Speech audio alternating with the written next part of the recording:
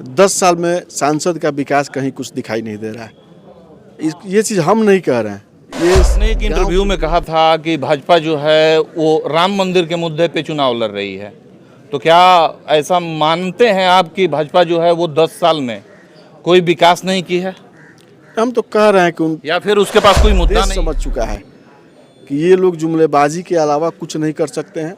आने वाला जो चुनाव होगा इस बार आप देखिएगा, पूरे बिहार में 40 सीट है। हमें उम्मीद है कि 40 में 40 महागठबंधन। ना पहले एमओआई की पार्टी थी, ना आज एमओआई की पार्टी है, और ना आने वाले भविष्य में कभी एमओआई की पार्टी। आपके नेता कहते थे कि खेला होगा, अब उन्हीं के साथ खेला हो गया। छपे गांधी को मानने वाले लोग थे, वो अलग हुए हैं, या कोई कुछ ऐसे भी विधायक हम लोगों से अलग हुए हैं जिनके ऊपर केंद्र के द्वारा दबाव बनाया गया। किसी को पति का रिहाई कराना था, किसी को पिता का रिहाई कराना था, किसी को निजी स्वार्थ के लिए कहीं घुटना नहीं टेके। तो इस शरीर में उनका खून है। अपने निजी स्वार्थ के लिए किसी को धोखा दे देना, समाज को आग के हवाले झोंक देना, ये 2024 का चुनाव है। ये इस चुनाव में आप किन मुद्दों के साथ में जनता को याद होगा कि बिहार में एक ऐसे शख्स हुआ करते थे जिनके आसपास बिहार की राजनीति घुमा करती थी और नीतीश कुमार को सबसे पहले मुख्यमंत्री बनाने में अहम भूमिका निभाए थे। आज हम बात करेंगे उन्हीं के सुपुत्र से जो पिछले बार भी महाराजगंज से उम्मीदवार थे राजद के।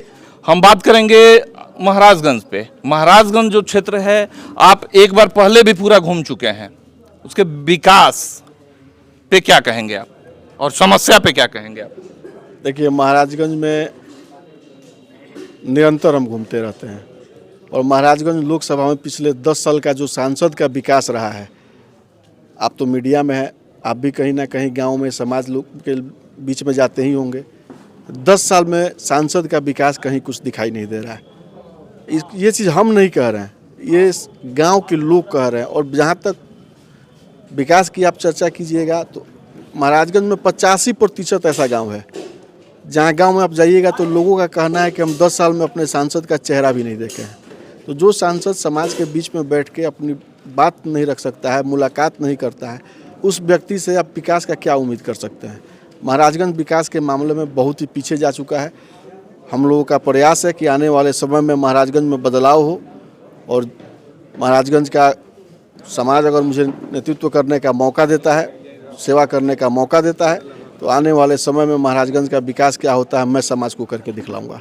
आप घूमे हुए हैं, युवाओं की भी काफ़ी समस्या है, लेकिन उस समस्या पे आपको क्या कहते हैं? देखिए, युवाओं का जो भी समस्या है, जहाँ तक हम लोग सक्षम है, आज कुछ नहीं है फिर भी उनके समस्याओं को सुलझाने का, समाप्त करने का प्रयास आज भी होता है। और जिस दिन पद पे गए, मजबूती मिली, समाज नेतृत्व करने का मौका दी, महाराजगंज में ही नहीं हमारे कमिश्नरी में जो भी नौजवान भाई लोग जो जिस लायक है उनको व्यवस्थित किया जाए।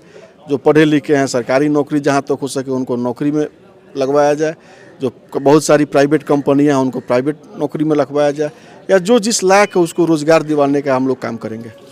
आपने एक इंटरव्यू में कहा था कि भाजपा जो है वो राम मंदिर के मुद्दे पे चुनाव लड़ रही है, तो क्या ऐसा मानते हैं आप कि भाजपा जो है वो 10 साल में कोई विकास नहीं की है? हम तो कह रहे हैं कि या फिर उसके पास कोई मुद्दा नहीं है? आप खुद सोचिए ना, 2019 में लोकसभा का चुनाव हुआ, हम चुनाव लड़ रहे थे। भाजपा के जो प्रत्याशी 2019 में थे वो 2014 में सांसद के रूप में महाराजगंज में आए थे। 5 साल में यहीं बगल में एक गांव है बरेजा, जिसको वो गोद लिए थे। 5 साल में उस गांव में एक ईंट रखने का काम नहीं हुआ। जिस गांव को वो गोद लिए, उस गांव में एक ईंट नहीं रखें तो महाराजगंज के विकास का आप उनसे क्या उम्मीद कीजिएगा? जब चुनाव आया, वो जब किसी गांव में जाते थे तो लोग उनका विरोध करते थे। लेकिन 14 फरवरी 2019 को एक इस देश में घटना हुई, पुलवामा घटना, जिसमें 45 जवान शहीद हुए। भाजपा के पास एक वही मुद्दा था, राष्ट्रवाद। राष्ट्रवाद के नारे पे वो लोग चुनाव लड़े। हर जाति, हर समाज के लोग राष्ट्रवाद के नाम पे उनके साथ जुड़े और वो लोग फिर से सत्ता में आए। अब 5 साल ये फिर बीत गया, 2024 आ गया। महीना, 1.5 महीना, 2 महीना में फिर चुनाव होना है। 10 साल के शासनकाल में यहाँ के सांसद महोदय कोई काम नहीं किए हैं। आज अब केंद्र के द्वारा राम मंदिर निर्माण की बात की जा रही है। हम हिंदू हैं, हमें भी अपने राम में आस्था है। जो जिस धर्म का है अपने धर्म में आस्था रखता है, विश्वास रखता है। कोई हिंदू धर्म में होगा, राम को मानता होगा, कोई कृष्ण को मानता होगा, कोई भोलेनाथ को मानता होगा, कोई माँ दुर्गा को मानता होगा। हर कोई अपने धर्म में आस्था रखता है, लेकिन राजनीति धर्म के नाम पे नहीं होना चाहिए। राजनीति में मुद्दा धर्म और राम का नाम नहीं होना चाहिए। राजनीति विचारधारा की होनी चाहिए। राजनीति में मुद्दा होना चाहिए रोजगार, नौकरी, महंगाई। ये अब राम के नाम पे वोट मांगेंगे, ये कहीं से उचित नहीं है। और समाज ही नहीं, पूरा देश समझ चुका है कि ये लोग जुमलेबाजी के अलावा कुछ नहीं कर सकते हैं। आने वाला जो चुनाव होगा, इस बार आप देखिएगा, पूरे बिहार में 40 सीट है। हमें उम्मीद है कि 40 में 40 महागठबंधन चुनाव जीतेगी। राजद पे एक ठप्पा लगा हुआ है कि वो एमआई का पार्टी है, लेकिन महाराजगंज में एमआई से आपको कितना सहयोग मिलता है? नहीं, ये तो सबसे पहला चीज़ है कि एमवाई की पार्टी जो कहते हैं वो कहीं ना कहीं राजद के विरोध के खेमे के लोग हैं। राजद ना पहले एमवाई की पार्टी थी, ना आज एमवाई की पार्टी है, ना आने वाले भविष्य में कभी एमवाई की पार्टी होगी। राजद के नेता हमारे आदरणीय तेजस्वी जी अक्सर हर मंच से कहा करते हैं कि राजद A to Z की पार्टी है, ये सबकी पार्टी है। आप यहीं बैठे हुए हैं, ये कुशवाहा जी हैं, हम राजपूत हैं, कोई महतो जी हैं, कोई सहनी जी हैं, कोई मुस्लिम समाज से हैं, हर समाज के लोग यहाँ बैठे हुए हैं। तो फिर एक जाति के नाम पे पार्टी कैसे हो सकता है? ये विरोधियों का साजिश है, उनके पास अब कुछ बचा नहीं है। यही झूठा सच्चा आरोप लगाएंगे, एमवाई की पार्टी है, ऊंच नीच की बात करते हैं, झूठा सच्चा बात करके समाज को भ्रमित करने के अलावा उन लोगों के पास अब कुछ नहीं बचा है। आपके नेता कहते थे कि खेला होगा, अब उन्हीं के साथ खेला हो गया। फिर देखिए, खेला होगा से मकसद उनका कहना यही था कि बिहार में जो गांधी के विचारधारा पर चलने वाले लोग हैं, जो गांधी को मानने वाले लोग हैं, वो महागठबंधन के साथ रहेंगे, और जो नोट पे छपे गांधी को मानते हैं वो एनडीए के साथ जाएंगे। जो नोट पे छपे गांधी को मानने वाले लोग थे वो अलग हुए हैं, या कोई कुछ ऐसे भी विधायक हम लोगों से अलग हुए हैं जिनके ऊपर केंद्र के द्वारा दबाव बनाया गया। किसी को पति का रिहाई कराना था, किसी को पिता का रिहाई कराना था, किसी को ईडी से बचना था, किसी को सीबीआई से बचना था। तो ये तो केंद्र में बैठे लोगों के पास सबसे मजबूत अभी तंत्र है ईडी और सीबीआई। जो लोग कहीं से भी थोड़ा उलझे हुए हैं उनके ऊपर दबाव बना के किसी भी तरीके से उनको अपने में मिलाना या जेल में भिजवाना, ये उन लोगों का विचार है। और इसी कारण लोग हम लोगों से भी कुछ टूटे हैं, लेकिन राजद बिल्कुल मजबूत है, राजद एकजुट है। और राजद के जो लोग हैं एक साथ ईमानदारी के साथ अपने पार्टी में आस्था रखते हैं, विश्वास रखते हैं और मजबूती से साथ में हैं। अब बोले कि किसी की को पिता को का रिहाई करवाना था, बात उठा था एक पुत्र धर्म की। सुधीर कुमार का पुत्र धर्म क्या है? रणधीर कुमार का, सॉरी। आप मेरे पिताजी को जानते हैं, उन्होंने अपने जीवन में कभी समझौता करके राजनीति नहीं किया है, हमेशा धारा के विपरीत चलने का काम किया।